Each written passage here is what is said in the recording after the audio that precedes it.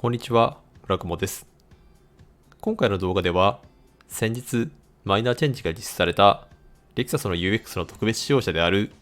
Graceful Explorer の内外装紹介と、この仕様の装備内容についてご紹介します。特別仕様車ということもあり、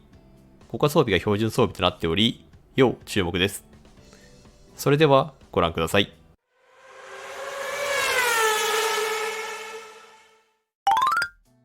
まずはグレル体系についてです。今回の特別仕様の車両本体価格としてはご覧の通りであり、通常仕様の価格からもお分かりの通り、この特別仕様のベースはバージョン C となっており、そこから様々な装備が標準装備となっている位置づけです。そのため、ほとんどありませんでしたが、バージョン L のみ装備である本革シートなどは装備できませんので注意です。ちなみに、もう一つの特別仕様車であるエモーショナルエクスプローラーは F スポーツベースの仕様となっています。続いてパワートレインについてです。パワートレインの構成としては UX には2リッターの自然吸気ガソリンエンジンが搭載された肉のモデルと2リッターのハイブリッドシステムが搭載された肉および4クロモデルが設定されていますが、今回の特別仕様においてはどのパワートレインの組み合わせでも選択可能のため、パワートレインに関する通常仕様からの変更点はありませんが、マイナーチェンジのタイミングでスポット建ての追加などが実施されているため、走りの素性は向上しているものと思われます。続いて、内外装飾についてです。外反色については、UX には全部で12色の設定がありますが、この中でホワイトとヒートブルーに関しては F スポーツグレードのみの設定となっているため、F スポーツグレードベースでないこの特別仕様車でも、この2色に関しては選択できないため注意です。それ以外のカラーについては、どれでも選択可能となっています。内装色に関しては、通常仕様の場合、ご覧の5色のバリエーションが設定されていますが、特別仕様の場合は、後ほど紹介しますが、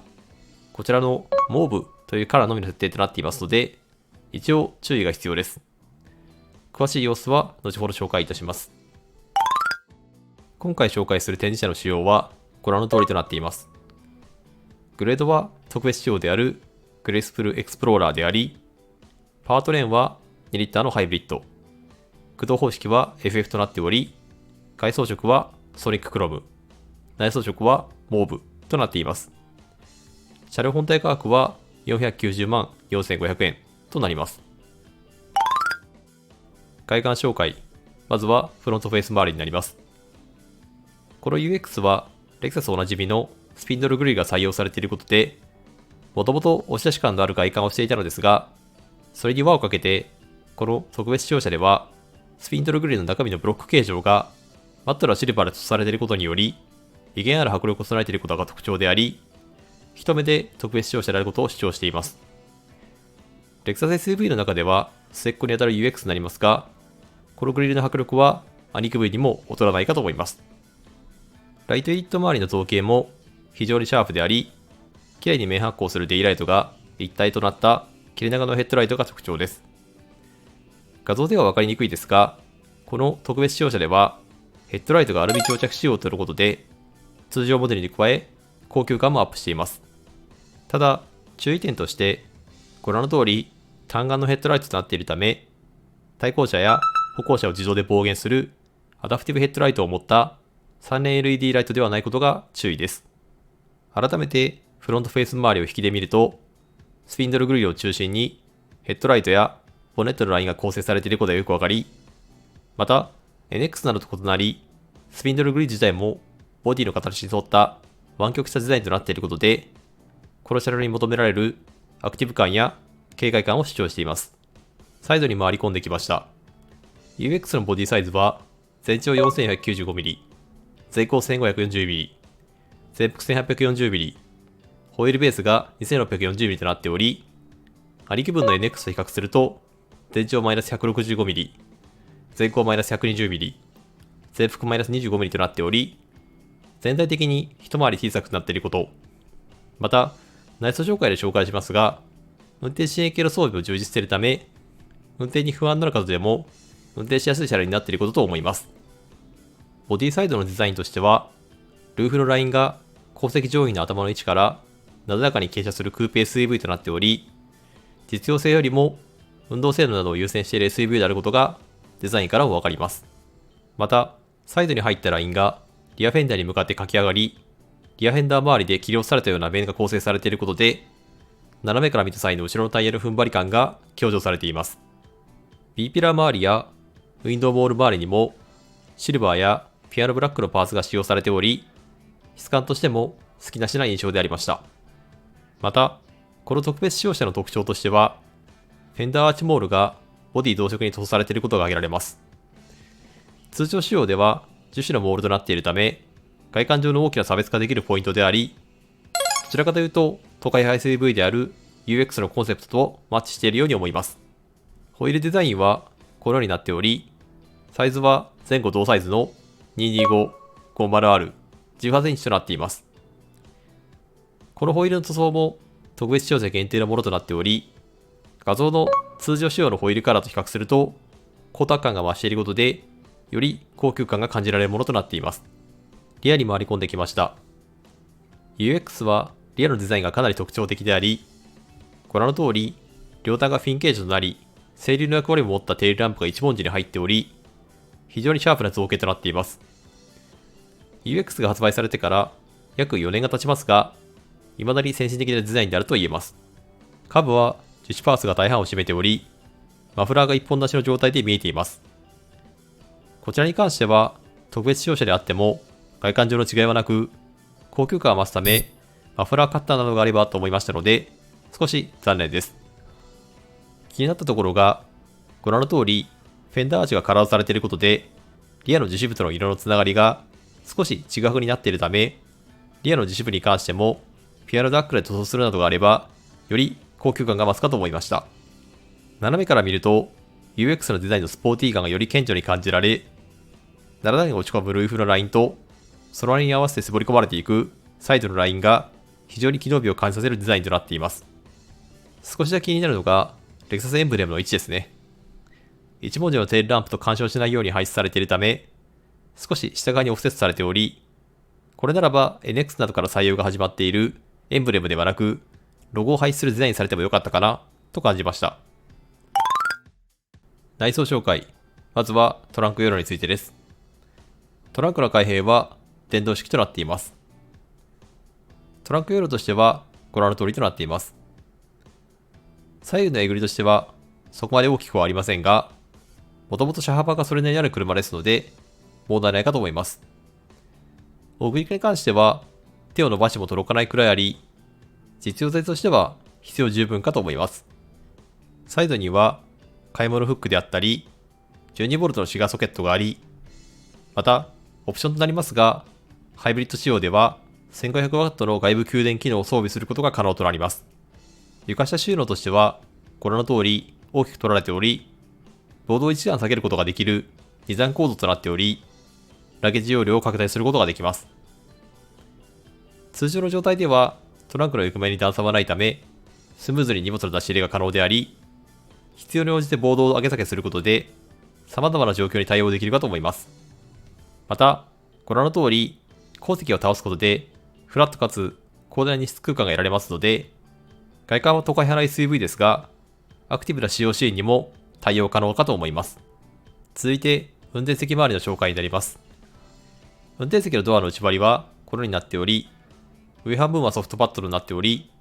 握り心地のいいドアノブが高級感を演出しております。また、手で触れる部分には、今回の特別仕様の内装色であるモーブのカラーのソフトパッドがあり、この特別仕様車の個性を主張しています。ドアバル家具に関しては、ハードプロとなっていましたが、